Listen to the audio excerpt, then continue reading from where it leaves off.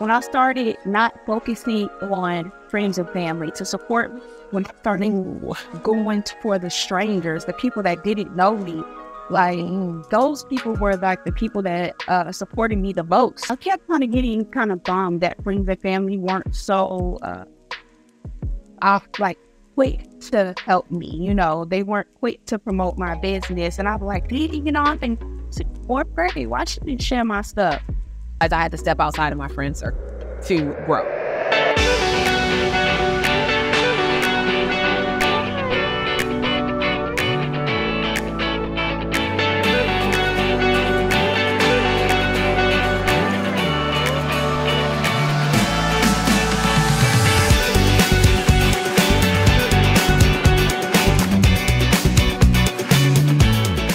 Hey y'all, hey, and welcome to the Nurse Boss Shift. It's your girl, Dr. Kiana Jones. I'm Crystal P, the Beauty NP. And as always, you guys know we are bringing you with the dope nurses who are doing dope things because we want everyone to at least have a side business as an entrepreneur. I want to introduce our guest, Ashley Newman, who has come in to drop some teas and give you guys some mad value about her journey in entrepreneurship. Ashley, go ahead and introduce yourself. Hey guys, my name is Ashley Newman. I've been a licensed practical nurse for about 7 years. I've been a nursepreneur since about 2017 is when I started getting into having like multiple businesses on top of being a nurse. I spent majority of my nursing time in emergency room, plastic surgery, those type of places, and then branched off into doing other things. And man, okay, Ashley. And so how long exactly have you been a nurse? And well, that's 2 years.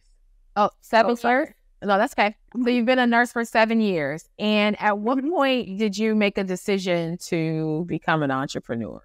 Like you may not have even taken action, but like what was the spark or something where you was like, okay, I want to do something more? So I always kind of had like a hustler's mentality. Like I've always wanted more. Like anything that I've done, like even when I worked fast food as a teenager, I was the manager at 18 years old at a chicken place.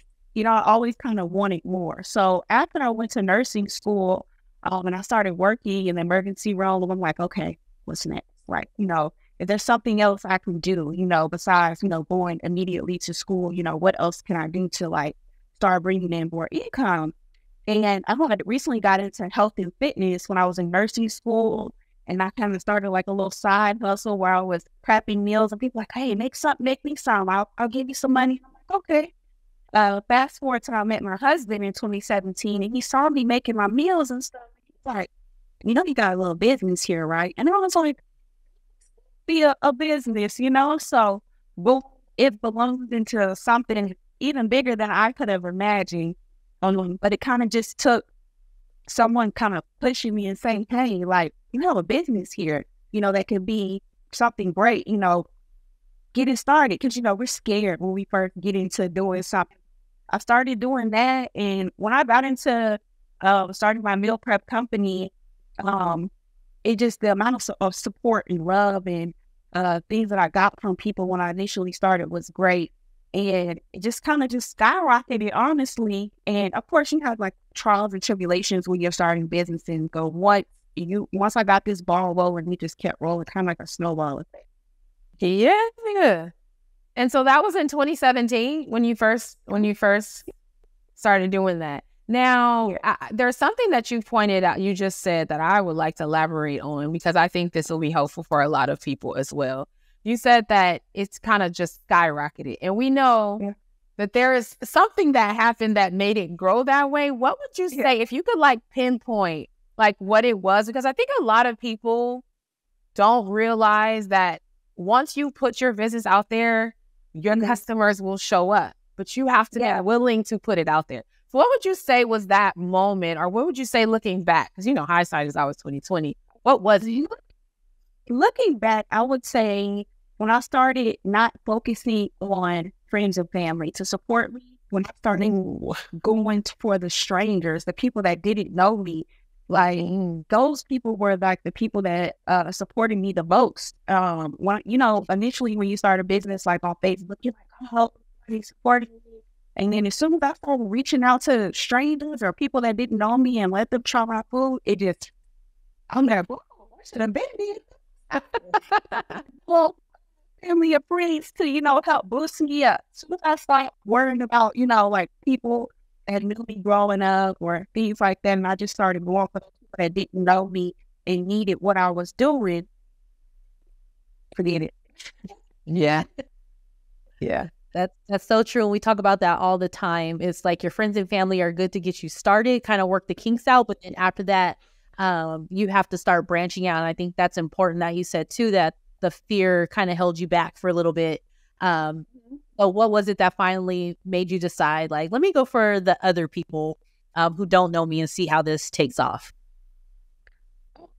Say, I kept kind of getting kind of bummed that friends and family weren't so quick to help me. They weren't quick to promote my business. And I was like, I've been since fourth grade. Why shouldn't you share my stuff? I had to take a step back and say, who is my customer? Who do I want to get my meals? Who do I want to help? Like, who are my meals for? Who need my service? And when I determined, like, okay, the people that need my service are actually not the people that are on my friends list, actually. And when I started seeking out those people, because I knew if I wanted to be successful, I had to do something else because it just wasn't enough to stay in my bubble. So I kind of had to get a little uncomfortable with meeting people and branching out. Did you experience something? Okay. And I'll give an example. One of my most pivotal moments was 2017. And then I honestly had not even started my business. I just knew I wanted more. I didn't know what, who, what, when, where. And I just remember a conversation. I share this a lot on my platforms about having a conversation with my husband. And it was the moment I realized I had to step outside of my friend circle to grow. And I did something that I normally wouldn't do, which was, at this time, Facebook was in. So I commented in a Facebook group, like, about that challenge. And then I got a lot of people just commenting and supporting. One particular girl, she sent me a DM and she was like, are you in LA? I'm like, yeah. She's like, me too. Let's meet up for lunch. Now, normal me would never, ever do something like that, right? Like, no, I don't know you, girl. Like, what? Right. And I said, this was my moment. And then I thought she was hitting on me, just very arrogant, I must say. But when I met up with her, we connected and like we sat and talked for like 2.5 hours. And I would never forget that moment, but it was something that triggered me to realize what I'm doing. If I'm serious about this, I have to do something different. Like my thought process, my ideas, they have to be expanded, and it's not going to happen with my friend circle. So I'm saying that to relate to the statement you just made about realizing that you had to step out. Like, what did it take though? Was it like, I'm right here at, like, if I don't do something different, this is not going to grow? Like, was it something how you watched something on YouTube or I don't know, like what happened that made you like, I'm about to start reaching out to people. Like, I don't care. I'm about to pass out my sample, something. So I first started like doing research on like wealthy people, right? They always say step out of your comfort zone. You got to step out of your comfort zone if you want to grow. Business, I feel like it just was right here and it just needed like a push. And I'm like, what else is next? Like, what next? What can I do to like push my business? And when in my role as a nurse, I'm super friendly. I could talk to anybody. But when it came to my business, I felt like I couldn't do that. And I was like, no, I'm scared. They might not like my food or they might not like what I'm offering. And it just kept like something stuck with me with getting out of your comfort zone. And what was uncomfortable for me was talking to people that I didn't know. And, like doing events where I started doing pop-up shops at like gyms. And I'm like, oh God, like these people, I was just nervous about one. It's like I broke the ice that first time of talking to someone I didn't know. I could do it all the time now because I was confident in what I was doing. As long as I was confident in what I was doing, I could speak to it. Yes. Yeah, that's a good point too. I feel like a lot of times too, because in nursing, it seems like when nurses are trying to start a business, they forget that they were once a baby nurse who everything was new to them. They were scared. So, and then they do the same thing in their business, but, you know, you have to self-motivate in your own business, because at work, it's either you either talk to these people, get out of your comfort zone, or you go home. But in our own businesses, we have to will that for ourselves to get out of our comfort zone and start talking to people. And I think a lot of it too, because I know for me, when I am confident and believe in the product or the service that I'm selling, then it makes it easier for me to sell. So it sounds like you also had to become confident in what you were selling. And that helped you also to gain your confidence to talk to people. Yes, because I feel like when I'm at work, in regards to nursing, I feel like I'm the baddest. Like I can make my patients feel comfortable in any situation. So I'm like, I need to apply this to my business. You know, I need to be able to push what I'm doing and be just as confident in my business as I am with nursing. And once I started doing that, yeah, it really pushed me. You know, they say that and I truly believe this, we all know what we need to do, right? Mm-hmm. And it's the thing that you're the most afraid to do. That is what's going to transform your business and your life. The one thing or two things or whatever that you're most fearful of is the direction you need to go in. That is scary when you think about it. It's like, I'm so afraid. And I'm not speaking about me right now, but I remember, you know, when I was starting on the journey, I was so afraid of like speaking to people. I didn't want to be told no. Like, it was just really scary. But that's the single thing you need to do. Like, step outside of your comfort zone, show up at events alone, whatever it is. Those are the things that's going to push you forward and through the transformation. And it may not be like, you know, talking to people, marketing yet. It may just be actually attending that networking event that you've been so scared of attending, you know? It could be something small, but you're so afraid. And one of my favorite motivational speakers, his name is Les Brown. He says, too many people are not living their dreams because they're too busy living their fears. And that's one of those like, whoa. Yeah. It's true. Very, very true. Very, very true. Just it literally, if I had been started going to those events, it could have took way less time, you know, to actually make my business go to the next level. All I had to do was just go. Websites started blowing up with orders. It was just crazy, you know. I just had to start putting myself out there. I literally went for what I knew in the beginning was going to doctor's office. Hey, I know y'all don't have time to go to lunch. I like something for me. Ooh, that's good. So as soon as I got all that got out of my comfort zone with talking to strangers in regards to those meals and being very confident in what I was doing, like I said, it was a process, but once I got through that, it definitely kind of pushed me to the next level. And there's principles here. And so what I'm getting to is the principles and honestly, principles don't change. Like what you were doing and what you are doing is rooted in, believe it or not, evidence-based practice. There are principles that support this.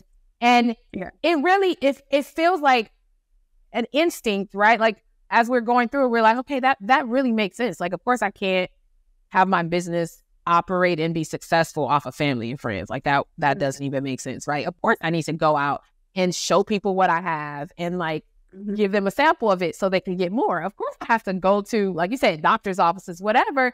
It makes sense now, but people are so afraid. They can have gold and they will not step out and speak on it because it's their own and they just live in their fears. And I just think that's not living. I know it's scary because like you can take some L's too in business. Okay, we all yes. Yeah, they come.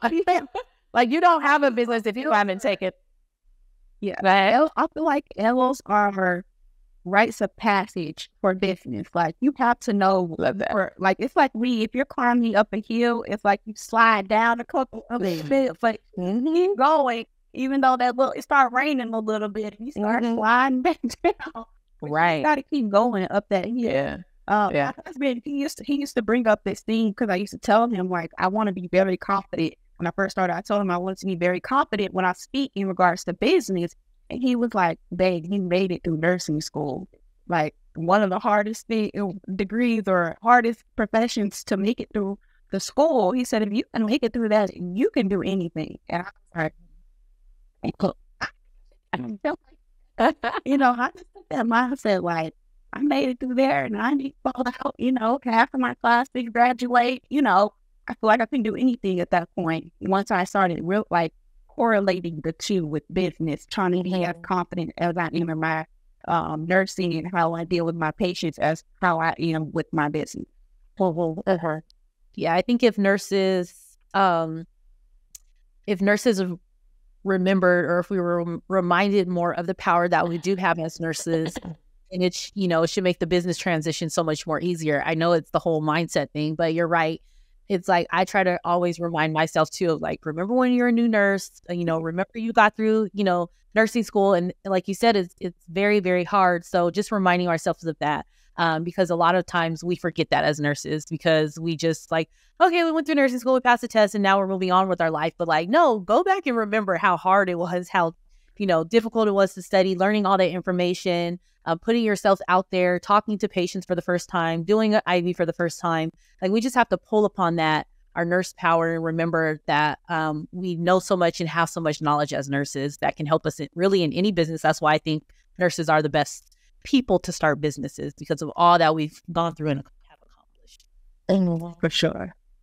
And I always say, like, when we were talking about L's, well, nursing school sharpens your tools as well. And so if we just think about it from that perspective and leverage, that was the hardest thing. Like, just thinking about going through all those different classes, and when we finish, it's just like, okay, we're done. It's like, but are you? Or because you can use that to be the platform to set the stage for the next part, if you have that mindset to do that. And so when you go through nursing school, you survive that, and then you decide you want to go into business, and then you experience those losses, or lessons is what I call them. You experience those L's. You are continuously sharpening your tools.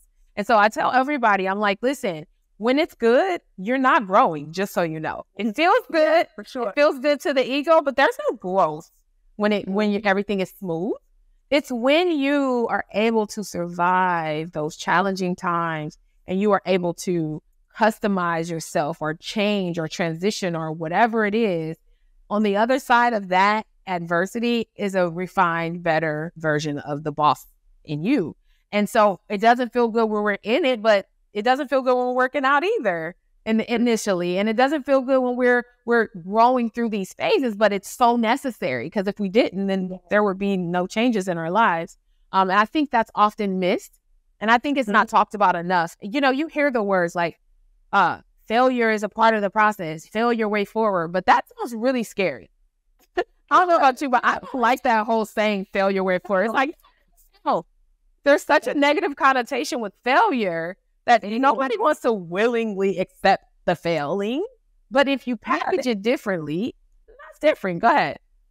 Yeah, I think nobody told, I was, instead of somebody telling me like in the failure, there's something you learn outside, there's something that you come out of on the other side of the tunnel of the failure. I think a lot of people don't understand that too. And people don't talk about it as well too, because everybody just wants to talk about the winning, I'm winning. And I think one of the L's that probably shaped me into the person or the business owner that I am now is when I started to be successful. I just want to take everybody with me. Give you a jar.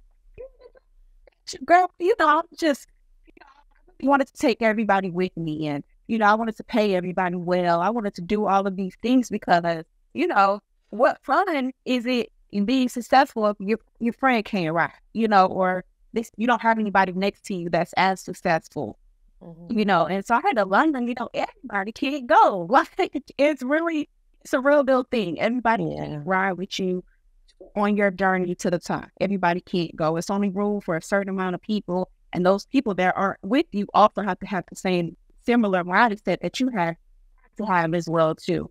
And that was probably one of the L's I took. I wanted to give everybody a job, trying to make sure I got a good salary, and not knowing that some of these people didn't have the same motivation or didn't have the same mindset as me as well. And so that was probably one of the biggest L's that I was trying to help everybody be for But how valuable is that lesson though? Oh my gosh. That's going to set you up for years and years.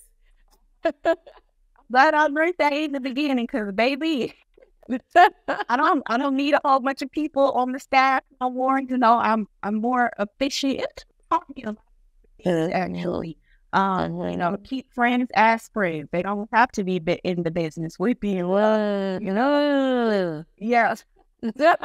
Like, yeah, those L's do shape and mold you. You know, anytime I do take, you know, certain type of loss or something, like, all right, well, it just taught me we not doing that again. I love that. I love that. What type of other businesses do you have? Because I know you do meal prep. And what other services do you? So we do like a cable streaming service where you can log on and watch all the channels, different news stations, the games and things like that. We also do a business consulting business called Powerhouse Consulting. I also recently just got into helping people with aftercare after plastic surgery. Just got into that. And I also started a women's group called Boss Ladies Link Up, where we meet up, business lunches, brunches, those type of things, travel, and share our experiences as entrepreneurs. Most of the people in the group, though, are just straight up entrepreneurs. They're not like nursepreneurs. So this was like my first experience of actually speaking to other nursepreneurs. And I feel like I'm really happy to be doing this because I'm like, gee, somebody else feels, you know, what I feel or understand what I'm going through. Like they actually understand this aspect of it, of being a nurse and also owning businesses and furthering your nursing career and things like that. Yeah. What state are you in, Ashley? Where are you at? Texas. I am in the Texas area. Okay. Right. Would that be like Dallas area? Oh, Austin. That would be more like Austin area. Okay. Near Austin. Girl, I don't know my geographic when it comes to Texas at all. Okay. Big for anybody. I'm like, where is that? Okay. All right. So you're in Texas, and so, but your primary, like your core offer is your meal prepping. Can you tell me, like, I know we talked about how you got into it, but what do you feel like makes, like, because do you feel like your nursing is what kind of leveraged you into it, or do you feel like it's the type of business that if you have the passion for it, you can get into it? Which one would you say? The nursing leveraged me into it because my knowledge on like health and how the body works when you do eat certain foods and things of that. So that did kind of leverage me into it. There are a lot of people in the industry who are not, you know, nurses, you know, there's caterers who do it or things of that nature. But I feel like it definitely leveraged me into it, being a nurse, because people, you know, they gravitate and want to know what I'm talking about, you know, like explaining how the blood sugar works or how about cholesterol or those things, you know, they're like, oh, she's a nurse, so she knows. Yeah. When it comes to that. And then also, I was really big into the health and fitness. I had started off like 250 pounds, and I was focusing on myself and losing weight healthy during nursing school because I felt like, how am I going to tell somebody how to live their life if I'm not living my life according to what I'm preaching? So I kind of got into that as well. So once I lost the weight and was working out and eating healthy, it just kind of all flowed together. Being a nurse and teaching people about how to eat and what to eat, and then meal prepping, it kind of all went together like that. Okay. For sure, going to ask him? No. Oh, okay. All right. So here's what we like to do. We like to ask like 3 things. Now, this could be, it doesn't have to be related to your actual industry. And like I said earlier, I really truly feel like principles, they don't change, you know? So what are 3 qualities that you would say one must possess in order to, or 3 things that people should do who are interested in becoming an entrepreneur? Either one of those that you look back and you're like, oh my gosh, if I had known those 3 things when I first started, I would have gotten here a lot faster. What is that? What would you say those 3 things are? Number one would probably be don't procrastinate. Just do it. I honestly feel like as nurses, we are so busy, working and helping, whatever situation we're in at that current moment, whether you work at a hospital, doctor's office, whatever. You're like, oh, yeah, I'm going to work here for a year and then I'll start the business. Or I'm going to get this part and go do this. Like for me, it was, I'm going to wait till I go back to school again and then I'll do this, and just do it. If you want to do something, jump head first, do your research first on exactly what you want to do and do it. Don't wait, don't procrastinate, do it. Another thing is, coaching. Definitely get someone who is familiar with your industry. One of my coaches that I was going through, he's from Las Vegas. His name is Brian. He helped coach like some of the very prominent meal prep companies out there.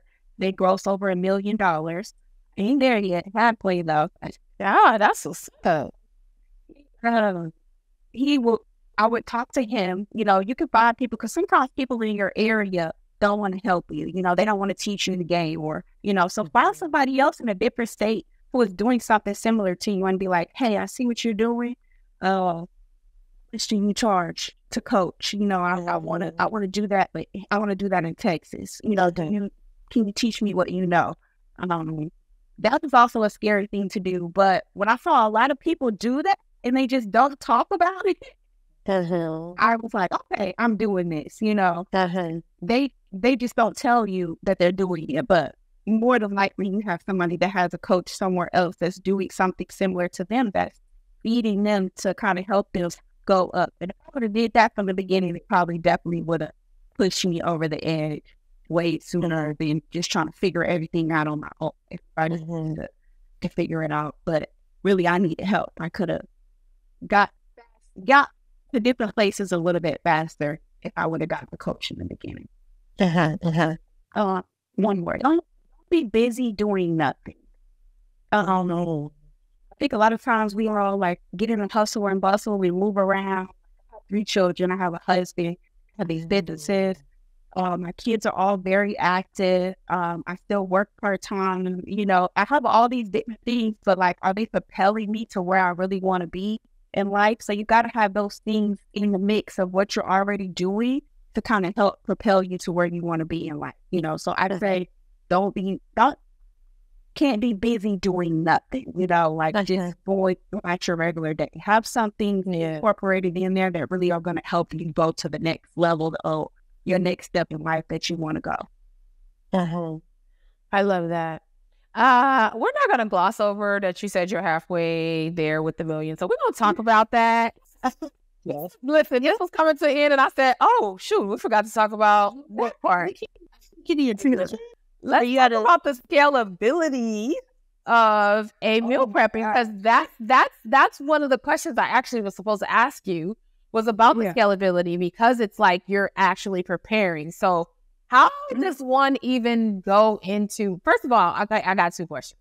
I've been looking at your shirt. I can't see what it says, but I want you to read it so the listeners can hear it if they're not watching on YouTube. The meal prep company is called Prepstart Lifestyles. It says, our healthy isn't boring. I love that. Meal prep container, just like when we were established as well, too, in 2017. Okay, nice. Definitely a business you can scale. It's all about timing and getting your food costs down when you're jumping into this business. You get the timing down, and it's also about how much you're charging per meal, how much does it cost you to make that meal, and how long does it take you to make that meal as well, too. So those are some things, and the business can always get better as soon as you get that timing and the cost, but also focusing on the freshness of the foods that you're using as well too. So it's like a balance. But once you get that, it's up.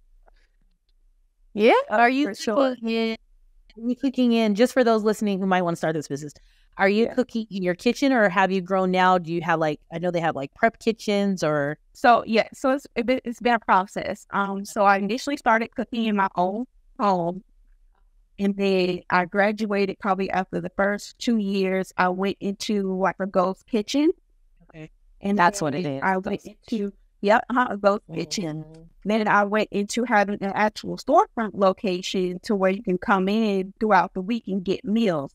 But recently, due to like all the inflation and things going on, I recently scaled back from having a storefront and just went to having a ghost kitchen, which is also more lucrative for me as well too. And I think people don't talk about that in business as well too. You have to reevaluate based on the market and what's happening and figure out what's best for your business and what moves you need to make to be successful as well too. Because if you don't pivot when things start changing, you can't be successful. So yes. And I feel like we started a whole nother podcast, but I gotta ask you about this. Can you explain? I only heard about ghost kitchen from another nurse who is thinking about, she wants to cook Southern. She had talked to me on a discovery call and she mentioned ghost kitchen, and I didn't want to sound like I didn't know, but I had no idea. I was like, what? Okay. Can you explain to everyone else what a ghost kitchen is, and how that business model is more lucrative for your industry? It's really about overhead. When you're opening your business, you want to have the least amount of bills possible. Yeah. That's okay. Your employees, you want to have you want to know how you can operate with this amount of staff, including, maybe lights, water, da-da-da-da. So actually having a storefront location, I was like, oh, we're making this, we're doing this, and having a storefront just increased overhead, like crazy. And something were like, hey, you got a storefront. But I went from having like an overhead of maybe $3,000 a month with, ghost kitchen and then my employees that worked on the weekends for me to $18,000 overhead. $18,000 to keep this store and to pay the employees. And that was even without paying myself, a certain amount. So I think people need to understand that when you do make that pivot and you're like, oh, I'm doing great. Oh, let me go into this next step. I went from having, how much? 60% take home to 40, like that's a big jump when you talk about, big numbers. That's a big jump. So when we recently scaled back due to inflation, the cost of food went up. People want to make more money as well too. So quality people if you want to put out quality work, and they also need quality pay. So you have to figure out what works best. And so my business is doing great. It's still doing good, but I'm like, I need to do more. I can't go to this next level still right here. So I was like, I need more money doing it this way. Let's go back to this way. And now my meals are in gyms. I just give them a percentage. The pickup location, we're also like on DoorDash in favor to where we have a delivery driver who takes the meals to your home. So only thing I have to play with is where you can physically go, but it's more lucrative to do it this way. So that's why it's called a ghost kitchen then? It's because you're not anywhere, but you're everywhere type of thing? Is that? Yes. So some places you can go to, let's say there's a restaurant that's closed on Saturdays and Sundays, and my business, Prep Kitchen, works on Saturdays and Sundays. You can go to them. They may rent out their kitchen for you to use, and you're able to use it. There's also places that have strictly just a ghost kitchen, and it's just the kitchen that people can go in and cook, and they just rent it out to caterers, people like me who do the meal prepping, like they just do that. And also lucrative business as well too, to do a ghost kitchen that people can come and sell. Like, have you ever been on DoorDash and you're like, I've never heard of this restaurant? Where is this restaurant in? And you order and you're like, there's no address, but the food comes and it's great. And you're like, what is this? That is operating out of a ghost kitchen. They have a physical address, but they're at a place that is cooking that they can send you food from. I knew you got that from DoorDash only because my friend was like, oh, I ordered sushi from this place. And I'm like, they don't have that out here. She's like, well, it's on DoorDash. And I said, how is it on DoorDash? There's not one around here. And then I found out that that's how restaurants too will also test the market in that area. They'll use a ghost kitchen to see if the food would do good in that area before they actually build a brick and mortar location. I think that's super smart. Well, that's a good idea. So that's like testing the market. Places do it too. Event centers, like they have, for big events and whatnot, they have those big kitchens that they use.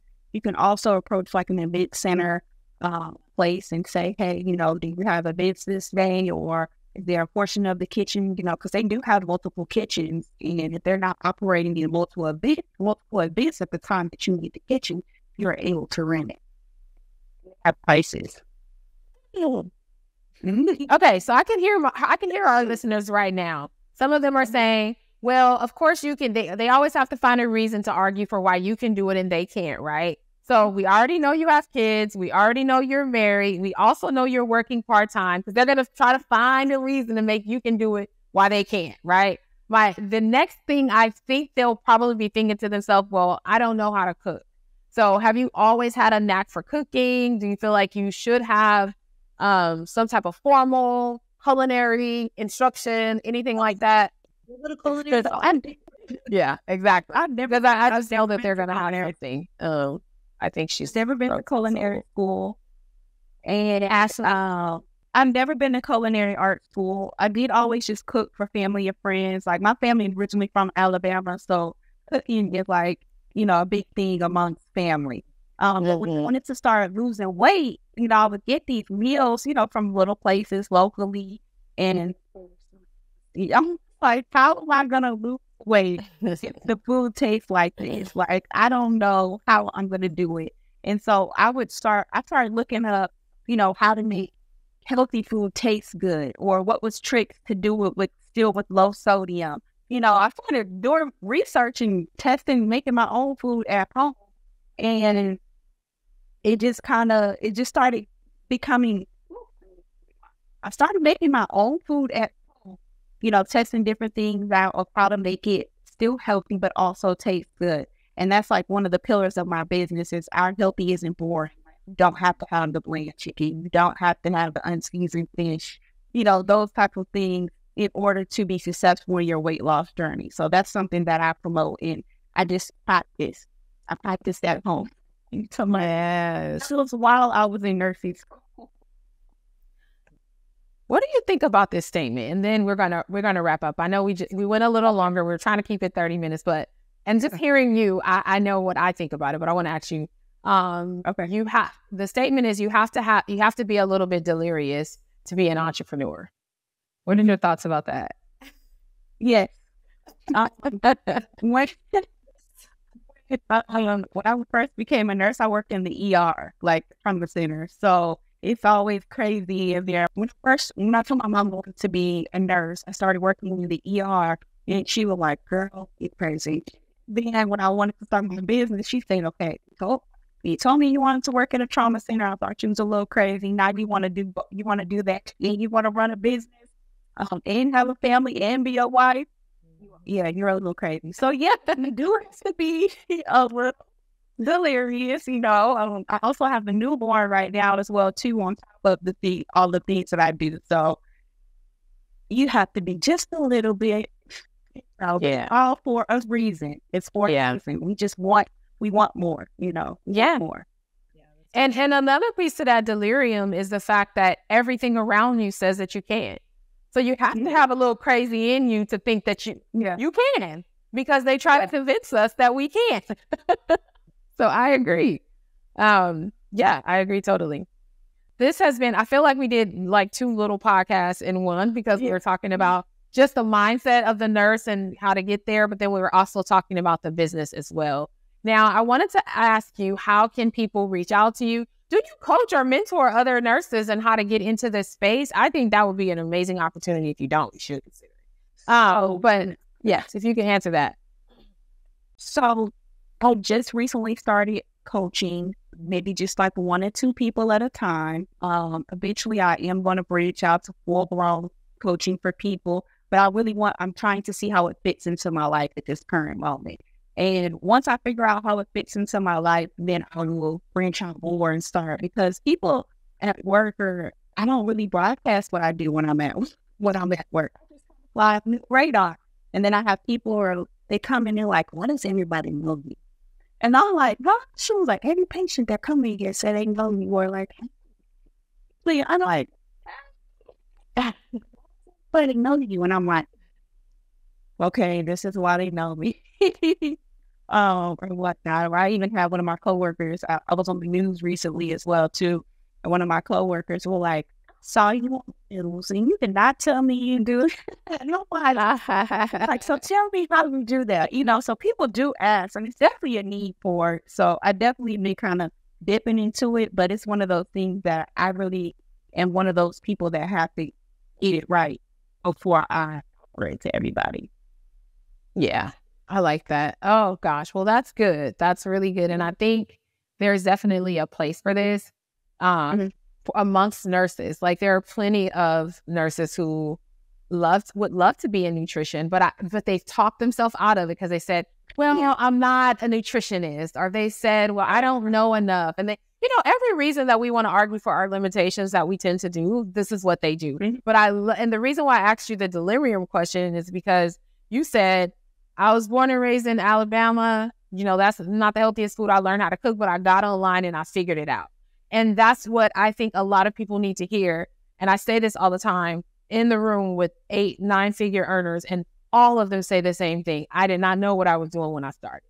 I figured it out as I went. It was imperfect action. And I think that's what, for me, the big message is for those who are listening or thinking about either starting a business or even scaling their business. Like, don't think you're going to have it all laid out and you're going to have all the answers, because that's just not the way it works. It's on the job learning. On the job learning. Definitely. So how can everyone reach you, Ashley, if they want to follow you on all your social platforms, if you have a website? Give us all that. Yes. So my meal prepping website is www.prepstartlifestyles.com. We're also on Instagram at Prepstart Lifestyles. And then my personal Instagram, if you just need some daily inspiration, it's fit_nurse Ash. Post a lot of, the meals I make, my workouts, all of those things are on there as well, too. Okay. So if they want to reach out to you for mentorship or coaching, I'm guessing it would be DMing you on your personal page. Is that where you would want them to? Okay. That's all right. So, okay, Ashley, Chris, any parting words before we head out? Great meeting you, and I love hearing about different business opportunities versus the normal one. So thank you for coming on and telling us about your meal prep business, because I think that's another business that a lot of nurses would be interested in. Yeah, for sure. I think the same. Thank y'all so much for having me here. Like, this was really exciting. This is probably this is my first time I've done other business things or speaking to other, entrepreneurs, but not nursepreneurs. So this was like near and dear to my heart. Okay, awesome. Well, thank you. So go ahead. What'd you say, Chris? I'm going to say, can we talk about the Nurse Boss Mom just really quick? Yeah, we haven't. I haven't even told them about the Nurse Boss Mom, you guys. So I actually have a community that I launched. But as always, you guys, thank you so much for joining us. This has been another amazing episode from an amazing nurse entrepreneur who is daring to push the needle and step outside of what we are used to, not working just at the bedside, but doing much more. And she's really tapped into her gifts. And I want you guys to know that that is something that you can definitely do as well. Remember, we are guided by the principles, not just a hunch. And every single episode, it's confirmation that there is principles. It doesn't matter if you're a fitness coach, if you're starting a t-shirt business, if you're meal prepping, whatever, your behaviors and your discipline is what's going to determine your success if you are willing to step out. Thanks, Ashley, for joining us. Until next time, you guys. Bye.